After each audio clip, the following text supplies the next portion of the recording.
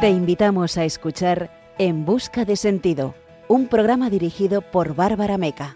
Como un tsunami siento el aire entre mis dedos. El cielo avisa de que algo pasará. La mente en blanco presenta todos mis sueños, esos que por fin puedo alcanzar. Buenas noches y bienvenido a tu programa En Busca de Sentido.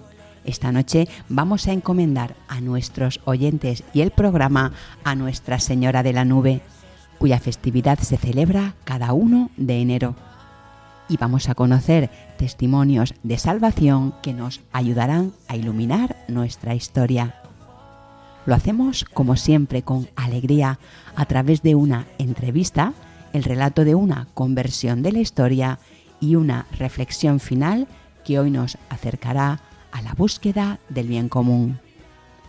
Esta noche juntos descubriremos un poco más cómo la belleza del amor de Dios y de la Virgen viene a cada uno de nosotros y cómo la búsqueda del bien común redirecciona tus prioridades. Al acabar el programa, la orientación del sentido al trabajo por el bien común nos habrá acercado un poco más a la construcción de una sociedad más preparada para el esfuerzo comunitario. Y saludamos a nuestro equipo, a Begoña Bas, Fran Juárez y Rosa Molina, y a nuestros queridos oyentes. En la dirección y el micrófono estará contigo en este nuevo programa, esta la que te habla, Bárbara Meca. Comenzamos En Busca de Sentido.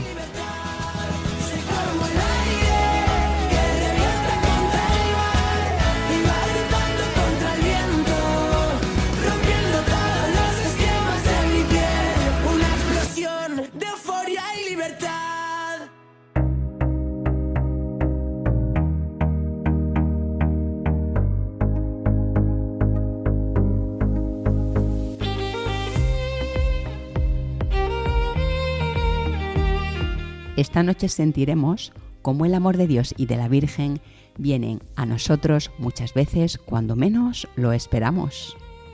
En nuestro espacio, cada mes de María, nos encomendamos a Nuestra Señora de la Nube, cuya festividad se celebra cada 1 de enero. En nuestro testimonio de hoy conversaremos con Álvaro Torres García, un padre de familia agradecido de la intercesión de San José María Escrivá de Balaguer en su vida. En nuestra sección A la luz de un testimonio conoceremos la historia de Auguste Puyin, el famoso arquitecto protestante que voló al catolicismo conmovido por la belleza del arte. Cerraremos el programa con la lucerna, nuestra sección para el punto y final. Una reflexión desde el agradecimiento y la esperanza en Dios, en la que hablaremos sobre la búsqueda del bien común.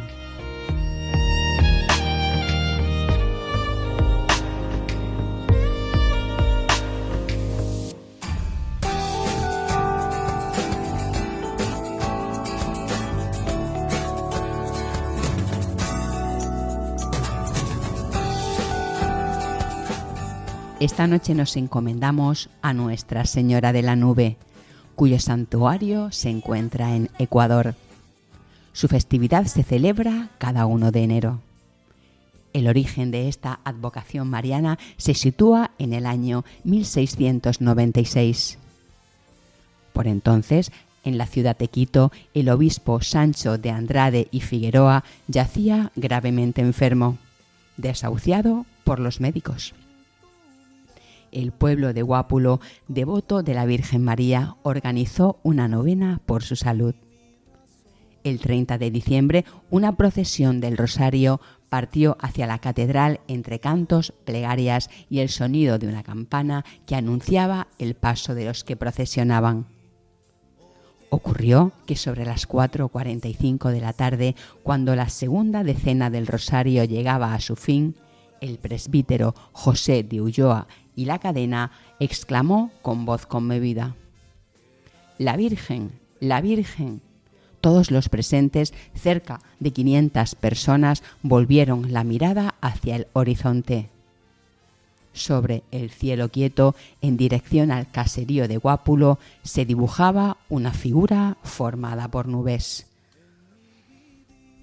Representaba a la Virgen María, de pie sobre una nube oscura que le servía de pedestal, coronada con azucenas en su mano derecha a manera de cetro, mientras en el brazo izquierdo estrechaba al niño Jesús, que sostenía al mundo entre sus pequeñas manos. Un velo vaporoso tejido de nube le caía sobre los hombros. Su túnica, blanca y luminosa, parecía moverse con la brisa. La aparición duró lo suficiente para que todos la contemplaran con caridad. Después se desvaneció. Terminada la procesión, se levantó un acta firmada por autoridades y testigos que aún se conserva en el archivo arzobispal de Quito. Poco después, el obispo se recuperó repentinamente, lo que fue recibido por todos como un signo de la intercesión de la Virgen. La orden franciscana asumió la custodia espiritual de esta advocación. En 1912 se colocó la primera piedra del santuario de la Virgen de la Nube en el sector de El Calvario. Y el 17 de septiembre de 1919, la Fraternidad de los Franciscanos obtuvo la guardianía. Cada domingo, después de la misa, se realizaban mingas para levantar el templo. Con este nombre se conoce la práctica andina basada en la solidaridad, la cooperación, que hoy sigue siendo fundamental en muchas comunidades de Ecuador, Perú, Bolivia y otras zonas andinas de Colombia y Chile, donde en una jornada los miembros de la comunidad se reúnen para trabajar juntos sin remuneración económica con un fin común. Y así, entre los años 1912 y 1954 se edificó progresivamente el actual santuario de la Virgen de la Nube, mostrando cómo el trabajo por el bien común construye grandes cosas. Tanto la estructura principal como las escalinatas del santuario fueron realizadas con piedra labrada. El altar mayor está completamente tallado en madera y revestido con pan de oro. En su centro, la Virgen de la Nube. Esta imagen fue elaborada en 1899 por el artista cuencano Daniel Alvarado Bermeo. Con el propósito de fortalecer la devoción hacia Nuestra Señora de la Nube, se organizaron los coros de la Virgen, cada uno compuesto por 30 familias. Según las crónicas, en 1927 existían 21 coros activos. El 24 de octubre de 1965, la comunidad franciscana de Azogues solicitó el decreto de canonización de la Virgen de la Nube. Este acto, que autoriza el culto público, asigna una fiesta litúrgica en honor a la imagen y reconoce su intercesión ante Dios, el cual se formalizó el 1 de enero de 1967. El 30 de diciembre se conmemora el milagro de la Virgen de la Nube. Y cada 1 de enero se realiza la peregrinación anual al santuario de Azogues.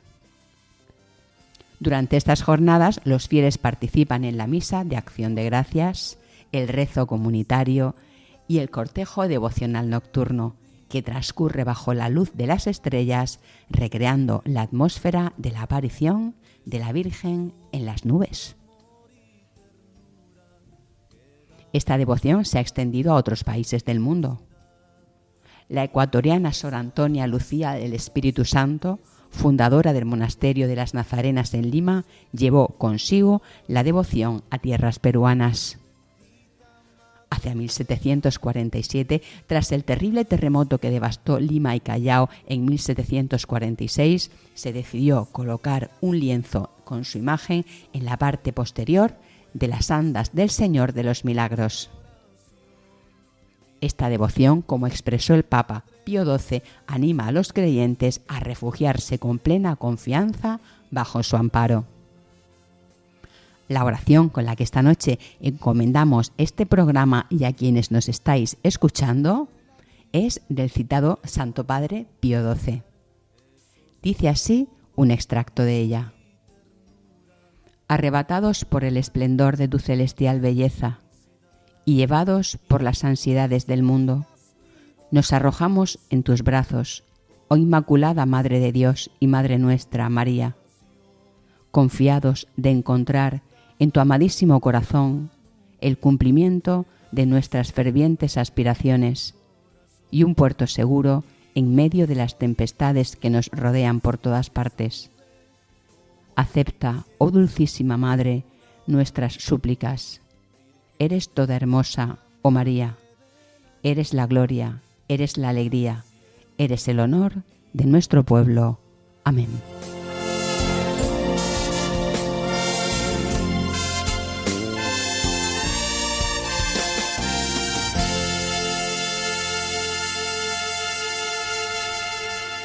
Esta noche con nosotros Álvaro Torres García.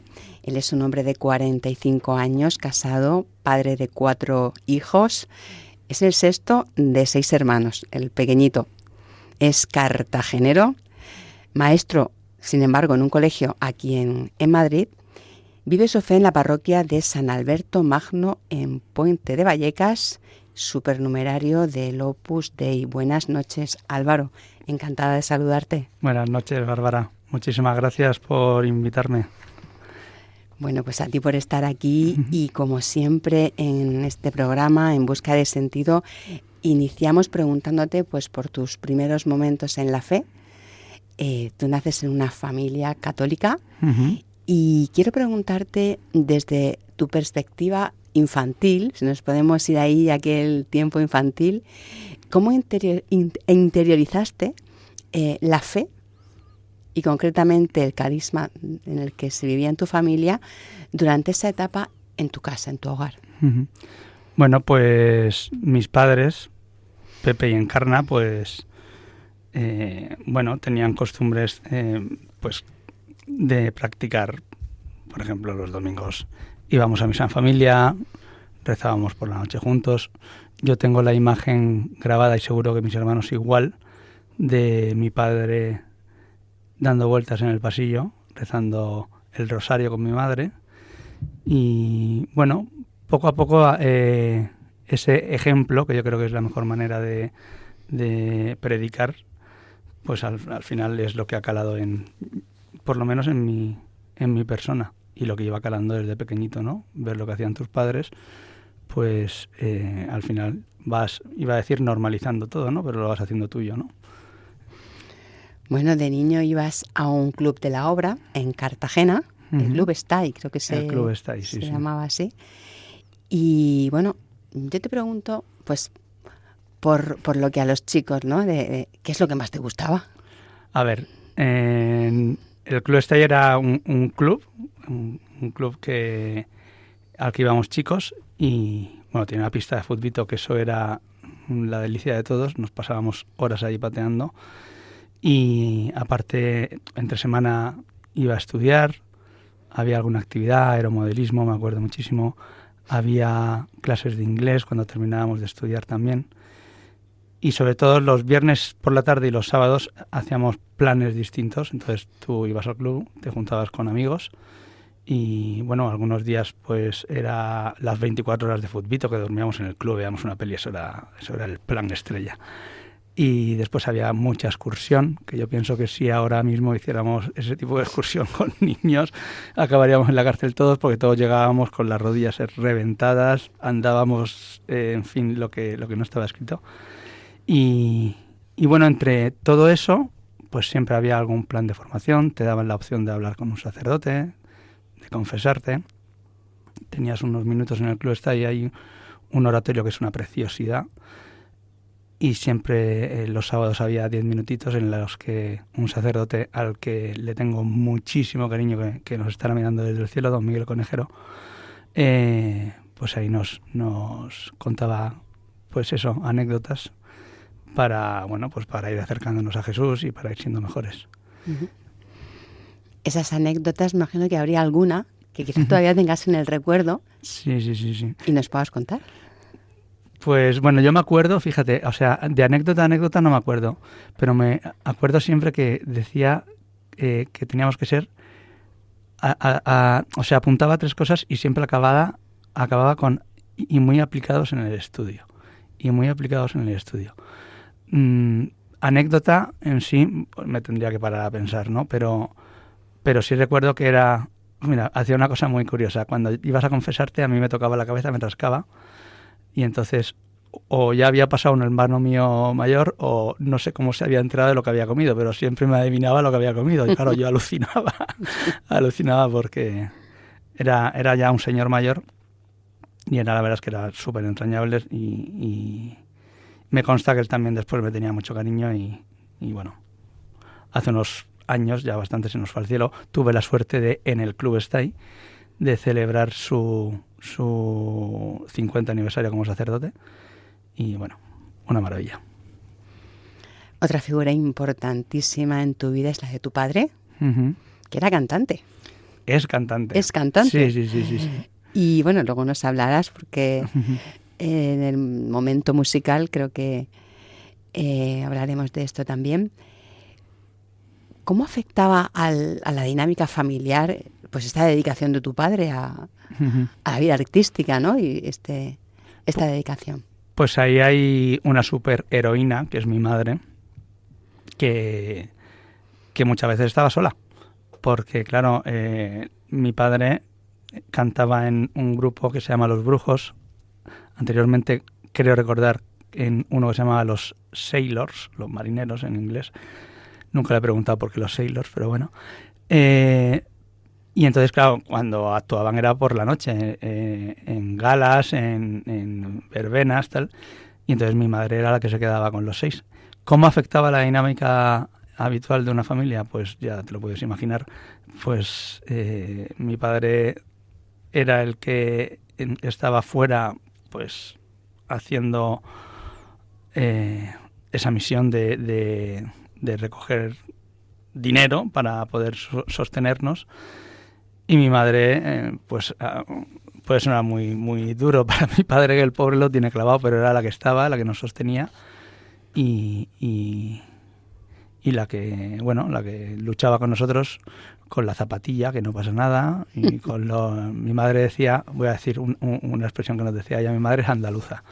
Y cuando se ponía muy nerviosa decía, me voy a cagar en todos los trenes de Rusia, ¿no? Y entonces, bueno, mi madre es una luchadora y mi padre pues otro luchador. Son los dos, la verdad es que son dos referentes totales de los cuales yo estoy total y absolutamente orgulloso, como seguro que mis hermanos igual.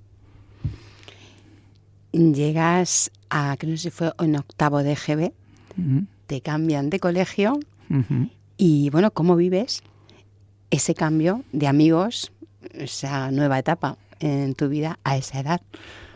Pues yo estudiaba en Cartagena, en el colegio San Isidoro y Santa Florentina, que son dos santos cartageneros. Y recuerdo esa etapa con muchísimo cariño. Era un colegio mixto y todavía de vez en cuando busco, me acuerdo de nombres y apellidos y busco a ver qué será de alguno de ellos.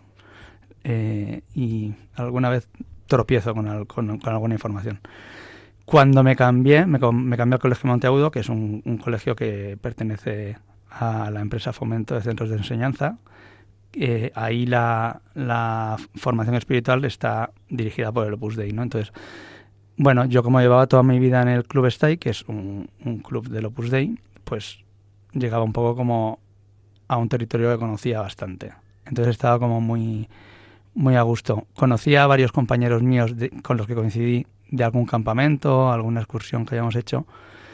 Y bueno, fue un cambio total porque de un colegio maravilloso como San Isidro Santa Florentina, del que tengo muchísimos recuerdos súper entrañables. Tengo mi mejor profesor, por ejemplo, fue de ese colegio, don Ángel Bermúdez. Alucinante. Era un profesor con el que siempre rezábamos. Me acuerdo que rezábamos al entrar en clase, en un colegio público, rezábamos al entrar en clase, leíamos 5 minutos del Evangelio todos los días y después siempre se preocupaba por por destacar algo de cada uno de nosotros. A mí me hacía cantar, lo pasaba fatal. Pero siempre estaba muy pendiente de todos. Y después, en Monteagudo, pues la verdad es que, fue una etapa pues maravillosa. Iba con muchos amigos en el autobús, que íbamos de Cartagena a Murcia, porque Monteagudo está en Murcia. Y aunque fue una época en la que había que madrugar más y era cansado, porque era 1 hora de ida, 1 hora de vuelta y tal, la recuerdo con muchísimo cariño.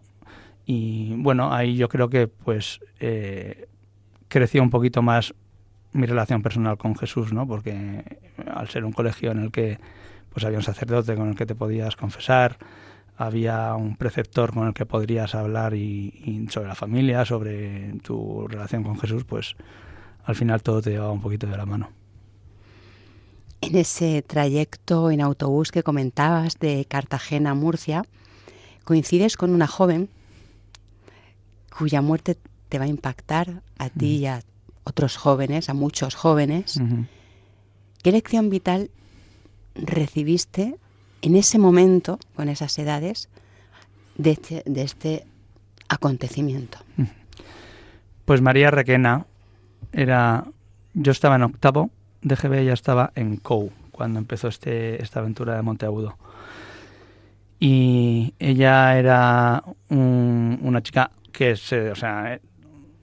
era buena, alegre, amable, en fin, daba gusto, típica persona que da gusto estar con ella porque te sientes querido, simplemente por su forma de mirar y su forma de tratarte y de preguntarte qué tal. Tiene una voz muy dulce y yo conocía a toda su familia, a sus padres, y de hecho tiene un par de hermanos que son sacerdotes.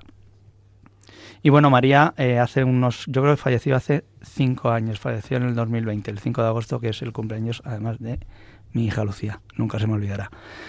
Ella es enfermera, trabajaba en el Hospital Rosell y le detectan un cáncer. Y cuando no me acuerdo exactamente qué cáncer era, pero cuando le dicen el diagnóstico ella sabe lo que hay, ¿no? Y entonces, llevo su enfermedad con una elegancia y con una paz, con una alegría que, pues o que estás muy, muy pegadito a Jesús o eso es imposible.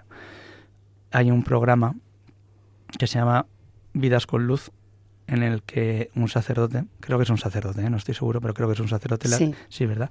Le hace una entrevista a ella y claro, yo creo que a ese sacerdote llega un momento en el que se da cuenta de que María le quedan 2 meses de vida, y ella está totalmente entregada a lo que viene. Y entonces es muy fuerte porque el sacerdote acaba pidiéndole favores, le dan cargos. Pues María, cuando estés allí, acuérdate de tal y tal.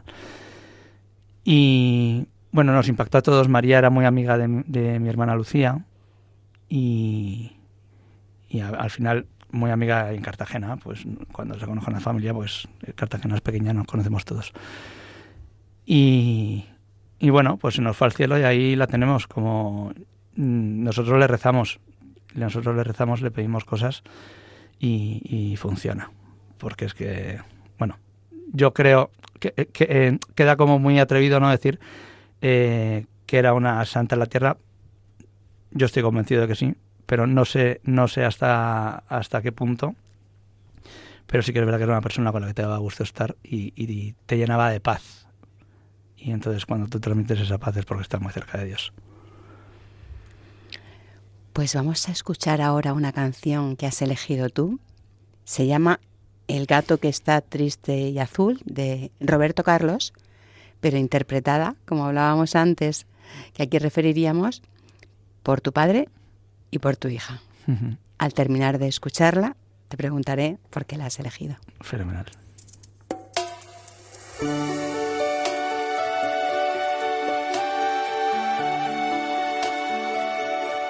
Cuando era un chiquillo, qué alegría, jugando a la guerra, noche y día, saltando una verja, verte a ti, y así en tus ojos algo nuevo descubrir. Las rosas decían que eras mía y un gato me hacía compañía. Desde que me dejaste yo no sé por qué la ventana es más grande sin tu amor. El gato que está en nuestro cielo no va a volver a casa si no estás. No sabes, mi amor, qué noche bella. Presiento que tú estás en esa estrella. El gato que está triste y azul nunca se olvida que fuiste mía. Mas sé que sabrá de mi sufrir, porque en mis ojos una lágrima hay.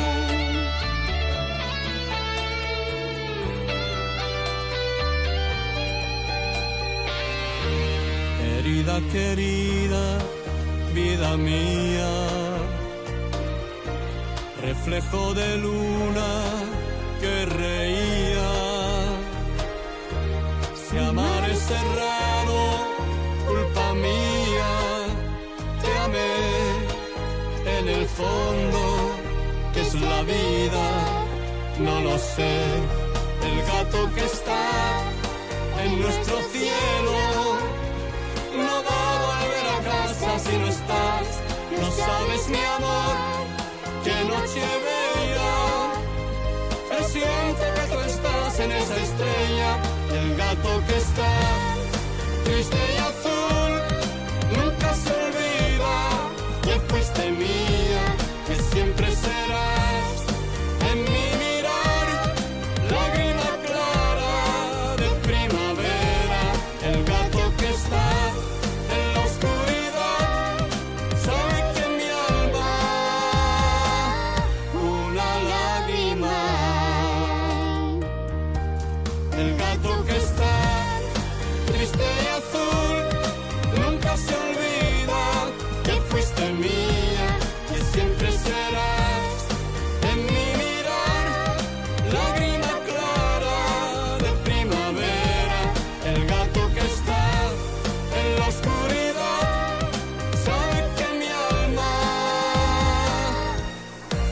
una lágrima hay. Seguimos en Busca de Sentido en Radio María. Esta noche con nosotros Álvaro Torres García. Acabamos de escuchar una canción elegida por él, El gato que está triste y azul, interpretada, Álvaro, por tu padre y por tu hija. ¿Por qué esta canción? Pues esta canción me recuerda a mi familia, no a mi familia, a mis hermanos y mis padres, a mi niñez. No sé, era una canción que a mí me gustó mucho, que gustaba mucho a mi padre, que gustaba mucho a mis hermanos, y yo la cantaba en clase cuando don Ángel me pedía cantar. Yo la cantaba, es una canción que siempre me ha gustado mucho. Creo que mi padre se sentía muy identificado con ella. No sé por qué nunca hemos hablado de esto, pero no sé, en casa es como iba a decir un himno no es como algo muy nuestro, esa canción. Y bueno, recordando toda esta juventud y tal, pues, aunque soy joven todavía, no, pero sí que es verdad que me lo preguntaste así directamente qué canción y no tuve duda en ningún momento. La primera canción que viene a la mente. Esa es la que vale. Es la buena. Bueno, llegas a la universidad, una asignatura frena tu graduación y te lanzas a ganar tu propio sueldo en un centro comercial de Cartagena. ¿A qué te condujo en esta etapa juvenil el tener dinero propio y salir de fiesta? Bueno, pues lo que frena en realidad es un desprendimiento de retina que tengo en el viaje de fin de carrera, y ahí pues el frenazo fue total. Y después pues efectivamente me pude examinar de todo, menos, bueno, me examiné de todo, pero hubo una asignatura que se hizo ahí un hueso duro de roer. no está bien decirlo, pero poco cariño le tengo a los 3 profesores que capitaneaban esa asignatura y me lo hicieron pasar muy mal, muy mal. Estuve durante 4 años peleando con ella. El tal es que justo cuando sucede todo esto, empecé a trabajar en un centro comercial, bueno, en un gran almacén, ¿no?, que es como se llama, y que inaugura en Cartagena. Vivo la emoción con 22 años de abrir un gran almacén, que era una cosa preciosa. Estás rodeado de gente joven, estás rodeado de gente joven con traje, chicas guapas, tal. Bueno, pues al final todos, no solamente yo, todos íbamos ganando nuestro sueldo y echábamos horas, trabajábamos mucho. Y cuando no trabajábamos, pues por las noches pues nos íbamos a cenar, nos íbamos de fiesta, nos íbamos tal. Cosa sanísima y me parece súper bien. Lo que pasa es que, bueno, yo dejé de tener ciertas costumbres, o sea, ahí no lo dejé del todo, pero sí que abandoné un poquito pues la misa dominical, por ejemplo. No rezaba nada en absoluto, o sea, no pensaba un oratorio ni aunque me pagaran, vamos. No por nada, sino por la inercia. Y bueno, ese tener dinero y ese pues salir un poquito a la noche de fiesta te hace un poquito olvidarte, ¿no? Te da satisfacciones y te crees que te llena. Y al final, pues bueno, creo que es una época. Yo, si te digo la verdad, hice muy buenos amigos. Tengo todavía esos amigos, aunque no los veo porque yo me vine a vivir a Madrid.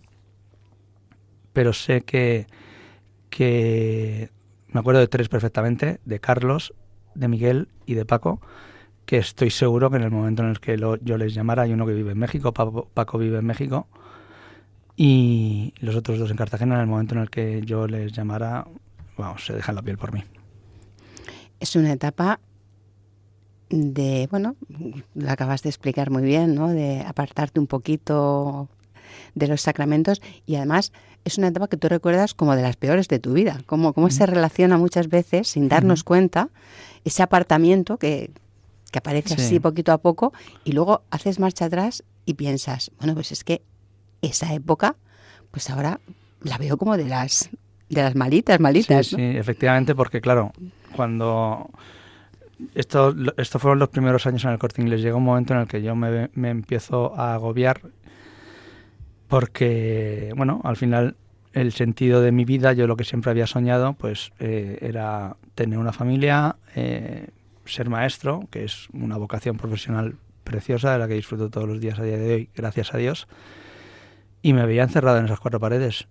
Me veía encerrado. Yo me acuerdo mucho de sufrir en Navidad, porque claro, en Navidad estás trabajando en ese gran almacén a tutiplén, ¿no?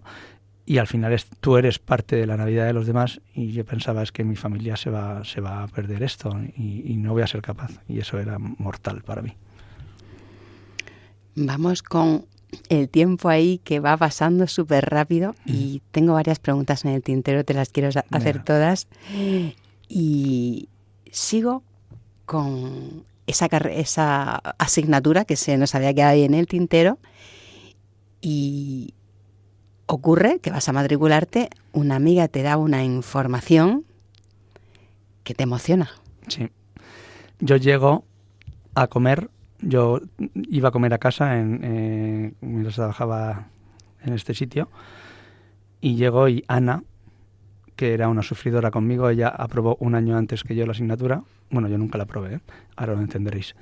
Y me dice, Álvaro, acaban de aprobar, me llama por teléfono, Álvaro, acaban de aprobar una ley compensatoria y te has examinado 3 veces o 4 veces y tienes más de un 4 o de un 3,5 o de un 2, me da lo mismo, estás aprobado. Y entonces, claro, yo estoy hablando por una cosa que se llama teléfono fijo. Y tenía a mi padre delante y mi padre estaba alucinando y yo diciendo, no me lo creo, Ana, tal. Bueno, así fue, yo llamé al secretario de la facultad y le pregunté, bueno, me di a conocer porque yo había sido delegado de mi clase y me conocía perfectamente, Fernando. Y le dije, Fernando, me han dicho esto es verdad, y me dice, sí.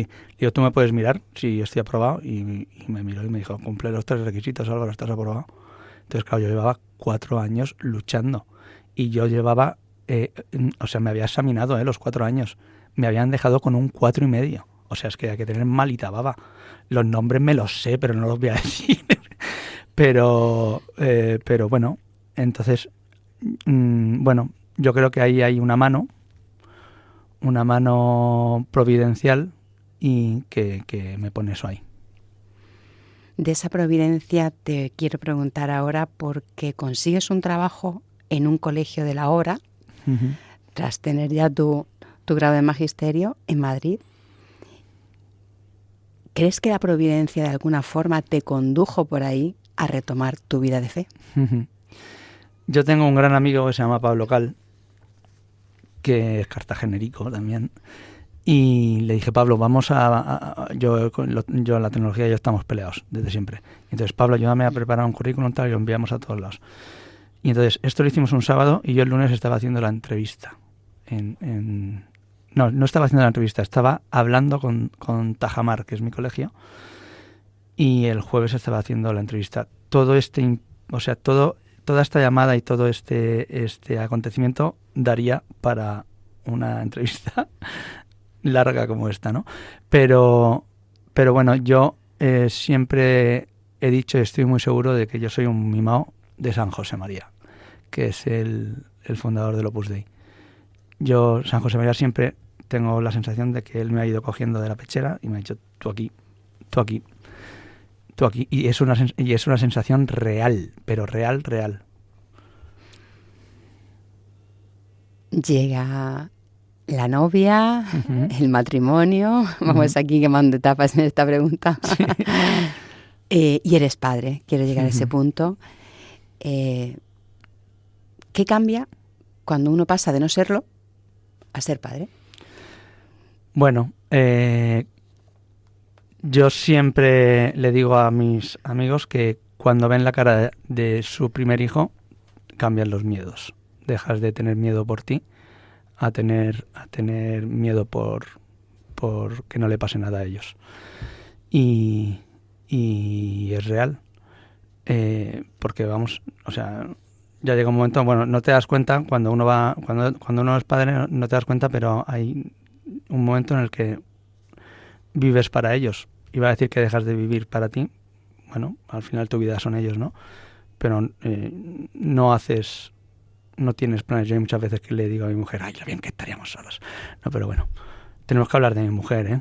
Tenemos que hablar de mi mujer porque mi mujer es un gran ejemplo para mí y a mí me ha demostrado que me quiere mucho, porque no sé si vas a contar algo. Pues te iba a hacer una pregunta sobre ella. Si quieres te la formulo para que la tengo aquí en tu cuestionario y además te la voy a leer. Venga. Conoces a tu futura esposa a través de un amigo común. ¿Cuándo supiste que ella era la mujer de tu vida? ¿Cómo se te reveló? Pues mira, yo tenía 29 años y estaba agobiado. Pensaba que me iba a quedar solo. Y yo me acuerdo perfectamente de una conversación con mi hermano José Ángel que me decía, Álvaro, es que tú todavía no conoces a la que va a ser tu mujer, tú tal no sé qué. Y yo decía, vale, te lo compro, no la conozco, pero si la conozco es la pelirroja. Porque yo a Inma ya la conocía de haber coincidido con ella en alguna celebración, tal. Y bueno, hubo un año en el que yo fui a ver a mi amigo, a Jorge, a Valencia. Fuimos a celebrar unos días previos a la Nochevieja. Coincidió que vino Inma en ese viaje. Y estuvimos haciendo una pre-Nochevieja el 30 y nada, ahí surgió todo. Muy bien, bueno, pues voy a finalizar con la última. Tenéis una cuenta de Instagram en la que, mostráis lo que sois en familia. Pero yo quiero entrar a un tema quizá un poquito más peliagudo, aprovechando al hilo de hablar de Internet como padre. ¿Qué peligros, como padre, encuentras en el acceso de los menores a tan temprana edad, ¿no? Al uso de los móviles, la pornografía? ¿Y cómo crees que para padres que nos estén escuchando se les puede ayudar, o como tú a ti mismo te dices, Uh-huh. para poder evitar estos peligros. Yo creo que la mejor manera, o sea, lo que es inevitable es negar lo evidente. Y nuestros hijos en un futuro van a acceder o a un móvil o a una tablet o a lo que sea, ¿no? O sea, van a tener acceso a la red tarde o temprano. Entonces, lo que tenemos que hacer, lo que yo pienso que hay que hacer es acompañar. Tenemos que acompañar y darle cierta normalidad a ese manejo, siempre con el acompañamiento y con la guía de los padres, ¿no? Y que ellos tengan la confianza de estar con nosotros. Sí que es verdad que mis hijos, aunque tengamos un perfil de Instagram que es familiar, y mis hijos salen bastante, cosa por la que la gente no lo entiende, no exposición y tal. Bueno, a mí me da un poquito lo mismo. Pero sí que es verdad que mis hijos no tienen, mi hija Lucía tiene 12 años, no tiene dispositivo móvil, sus amiguitas lo tienen y bueno, ella tampoco lo reclama mucho porque confía mucho en nosotros. Pero sí que pienso, o sea, ella no tiene el teléfono no por el hecho de que vaya a tener los peligros de un acceso a la pornografía, de un acceso a un depravado sexual. Yo siempre digo que lo que hay que hacer es atajar al lobo, no a los corderos. Internet es una cosa buenísima. Que haya gente que lo utiliza mal y que hace daño, pues hay que tener cuidado, pero eso no tiene que quitar el brillo a una herramienta tan bonita. Y hubo un día conversando de esto, yo le dije a una persona, ¿sabes qué pasa? Que hace unos meses ha habido un niño que estaba jugando en el parque y se lo llevó un señor, le violó y lo mató. ¿Qué hacemos? ¿No vamos a los parques? Llega un momento en el que la sociedad efectivamente está loca, está totalmente ida de sí, pero los que somos luz tenemos que brillar, y si nos escondemos en una burbuja y nos quedamos rezando en los oratorios, pues así no se cambia el mundo. Somos fuego y queremos sino que arda. Bueno, pues con esta necesidad, ¿no?, que proclamas de ser luz, ¿no?, de ser visibles, nos despedimos. Álvaro, muchas gracias por estar. Muchas gracias a ti.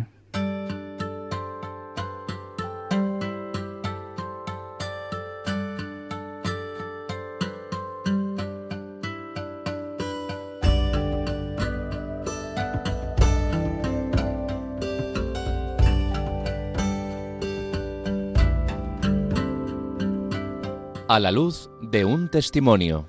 El Espíritu de Dios está sobre mí.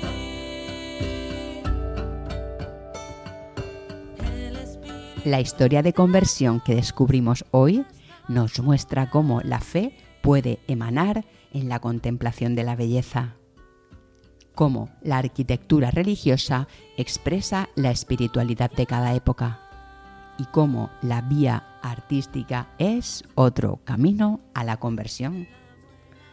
Augustus Puyen nació el 1 de marzo de 1812 en Bloomsbury, Londres, en el seno de una familia protestante de religión anglicana. Su padre, el dibujante francés Augustus Charles Puyen, lo formó desde niño en un dibujo arquitectónico que le influyó enormemente. Creció rodeado de imágenes medievales que marcaron su sensibilidad. Esa presencia constante de ruinas, grabados y análisis históricos alimentó el talento precoz del joven Puyen, quien, como reconoció Benjamin Ferry, mostró desde la infancia una sorprendente rapidez mental y una vehemencia casi instintiva para defender sus ideas. A los 15 años ya diseñaba mobiliario para Jorge IV y se movía con soltura en ambientes artísticos y cortesanos. Entre 1821 y 1838, padre e hijo publicaron los volúmenes Ejemplos de arquitectura gótica, que se convirtieron en libros de referencia durante generaciones. En estos años, Puyen Vivió circunstancias dramáticas. Naufragó, enviudó de su primera esposa y pasó por la cárcel debido a deudas. En 1833 se casó con su segunda mujer. Catherine era católica, lo que influyó en Puyen, acercándolo a la Iglesia y preparando el camino para su conversión en 1834. En 1836 publicó el libro Contrastes y en 1841 Los verdaderos principios de la arquitectura cristiana, donde explicó cómo debía ser la arquitectura y defendió que el gótico no era un estilo sino un sistema moral, coherente con la civilización cristiana. Rechazó que Inglaterra siguiera copiando modelos clásicos, pues consideró que los templos griegos respondían a un espíritu ajeno, pagano, incompatible con la liturgia cristiana. Para él, la arquitectura debía expresar verdades religiosas. Su conversión al catolicismo en 1834 representó el eje central de toda su obra. Este relató con detalle el camino que lo condujo a la Iglesia al descubrir la profunda coherencia entre fe y materia.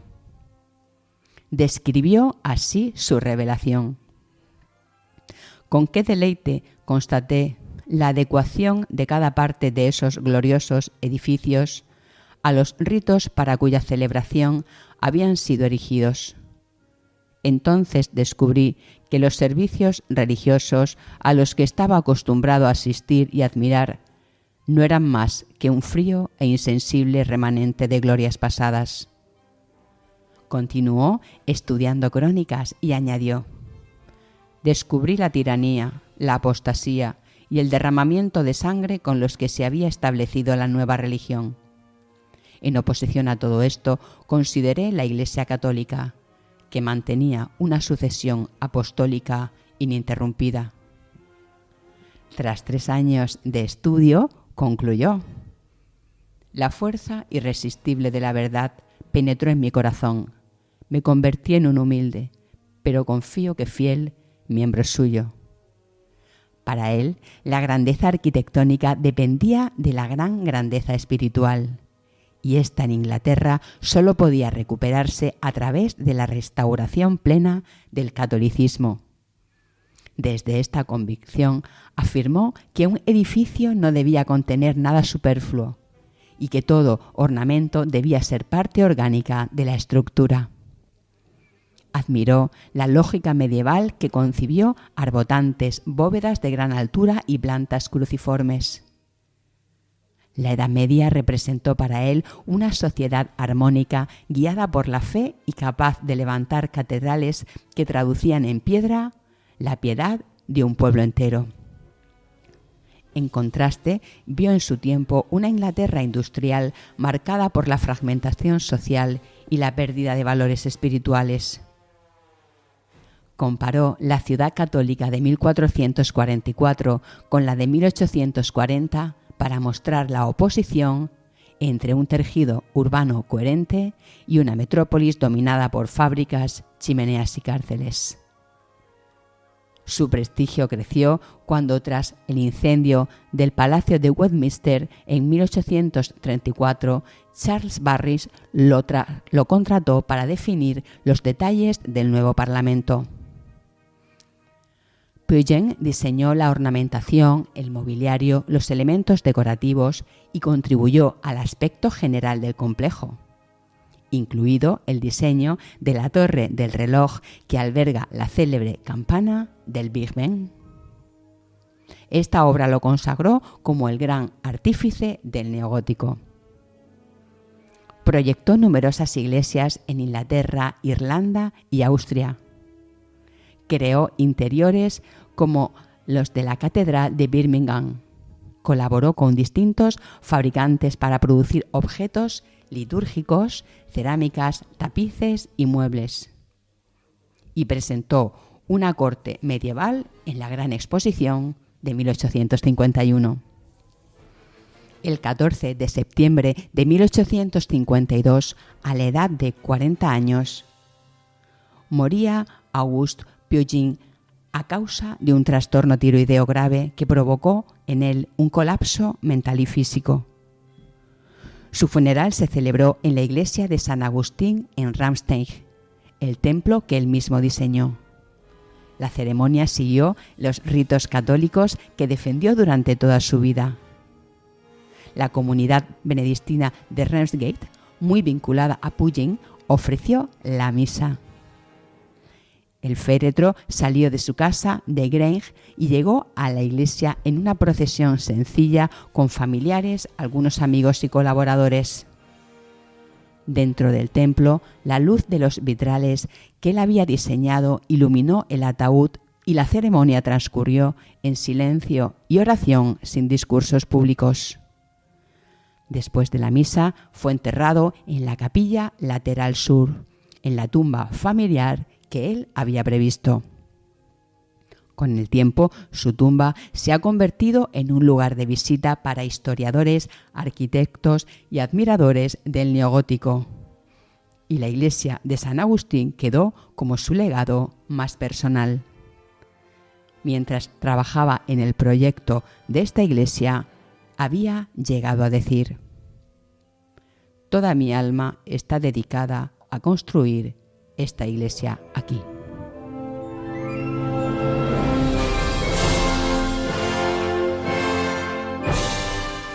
Te invitamos a participar en el programa contándonos tu testimonio. Puedes escribir al número de WhatsApp 611-770-800, 611-770-800 o a la dirección de correo electrónico enbuscadesentido@radiomaria.es. Queremos escuchar tu historia de conversión.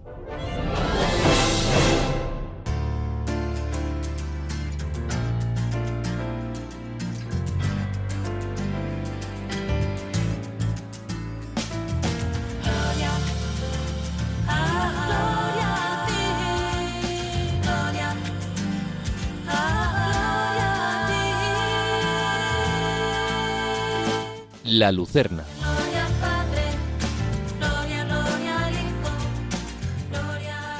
La búsqueda del bien común penetra la caridad en la sociedad, abre el corazón al prójimo, redirecciona tus prioridades y logra avanzar la solidaridad. Descubre el poder de hacer el bien común. Recibe al otro como un regalo. Encuentra en la vida comunitaria un espacio de unión y atenderás al verdadero sentido de vivir en sociedad. En palabras del Papa Benedicto XVI, hay que tener también en gran consideración el bien común. Amar a alguien es querer su bien y trabajar eficazmente por él. Junto al bien individual hay un bien relacionado con el vivir social de las personas, el bien común. Es el bien de ese todos nosotros, formado por individuos, familias y grupos intermedios que se unen en comunidad social. Potencia las fortalezas constructoras del bien común. Valora el esfuerzo por alcanzarlo. Consolida estructuras de justicia y caridad y vencerás los límites que te separan del otro. El trabajo por el bien común abarca a todos, fomenta una sociedad más preparada para el esfuerzo comunitario, no es excluyente y permite sostener los valores esenciales en la globalización de los pueblos. Siguiendo al Santo Padre citado, desear el bien común y esforzarse por él es exigencia de justicia y caridad. No es un bien que se busca por sí mismo, sino para las personas que forman parte de la comunidad social y que solo en ella pueden conseguir su bien realmente y de modo más eficaz. En una sociedad en vías de globalización, el bien común y el esfuerzo por él han de abarcar necesariamente a toda la familia humana. Un ejercicio espiritual para lograr este crecimiento en Dios es la participación en voluntariados de acción social y solidaridad desde la fe. Anímate a consultar a tu parroquia aquel que más se adapte a tus posibilidades. Finalizando con el Papa citado: se ama al prójimo tanto más eficazmente cuanto más se trabaja por un bien común que responda también a sus necesidades reales. Todo cristiano está llamado a esta caridad, según su vocación y sus posibilidades. Otro ejercicio espiritual para lograr ese crecimiento en Dios es la interiorización del sentido del verdadero humanismo. Pero de ello hablaremos en nuestro próximo programa, En Busca de Sentido, en este, su espacio final, La Lucerna. Gloria al Espíritu, gloria a ti. Gloria.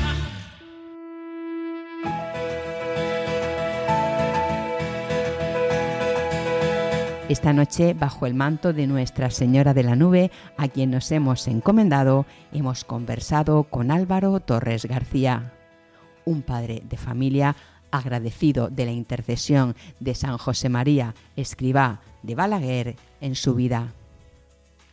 En el espacio A la luz de un testimonio hemos conocido la historia de August Pullen, el famoso arquitecto protestante que voló al catolicismo conmovido por la belleza del arte. Y acabamos con La Lucerna, nuestra sección para el punto y final, una reflexión desde la alegría y la esperanza en Dios. Buenas noches, aquí finaliza tu programa En Busca de Sentido. Si quieres volver a escucharlo o compartirlo con alguien, lo tienes en podcast. Puedes recibirlo pidiéndolo al número de WhatsApp del programa 611-770-800 y te lo enviaremos.